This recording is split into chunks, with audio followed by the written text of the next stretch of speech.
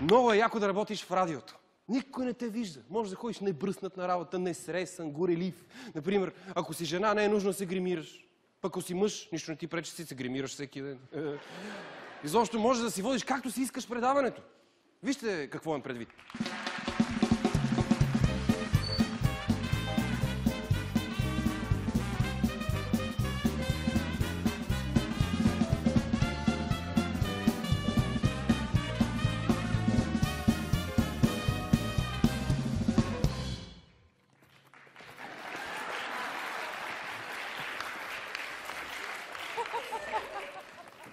Здравейте!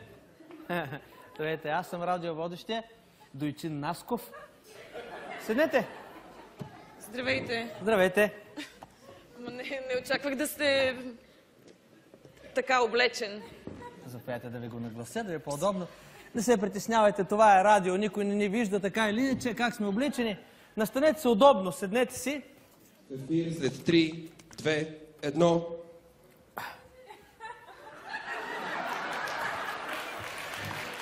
И така, здравейте, скъпи слушатели, вие сте с предаването "Няма скрито покрито".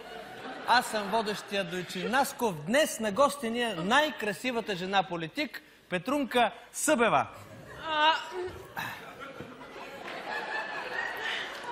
Здравейте! Здравейте, здравейте.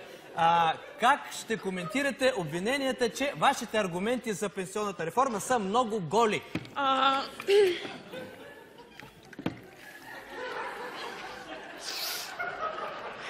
Искате ли айран? За Пенсионната реформа. За пенсионната реформа. Кой е гол? Аргументите ви са голи, не покрити. Да. Аргументите може би трябва да се покрият, за да не се излагаме.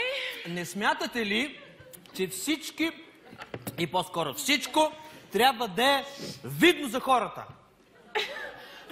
Да, видно за хората, но все пак смятам, че трябва да остане нещо скрито.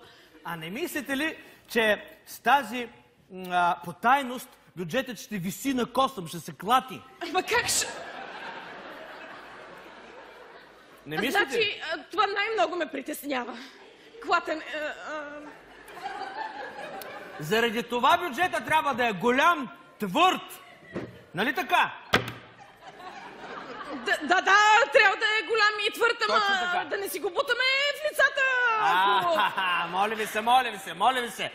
Моля ви се, че точно това трябва да направим. Трябва да ударим в масата, здраво да го сложим на масата, за да го видят всички. Не, моля ви, стига. Просто не се издържа вече тук. Ама, чакайте малко се. Прекъсваме за реклами, уважаеми слушатели. Моля ви се сега, да не съм го видил с нещо. Какво има? Как моля ви се, ама вие сте гол! Боже, за това ли? Заради тази дреболия? Моля ви се сега, не се притеснявайте. То всички радиоводещи сме така, ние така си водим. Ма вие нормален ли сте? Какво всички си водите голи? Да, вие за пръв път ли влизате в радио? Ние така се ходим тук голи, гол-голи. Ама глупости, моля ви се, въобще не ви вярвам. Най-вероятно само вие сте такъв извратеняк. Какво става, Насков? Защо прекъсна? Госпожата се притеснява, че съм гол, за това. Проблем никакъв. Че тя за първи път ли влиза в радио? Явно. Нищо, не се притеснявайте. Ще ви поканя в моето предаване. Чакайте, имах някъде визитка. Къде е тази визитка?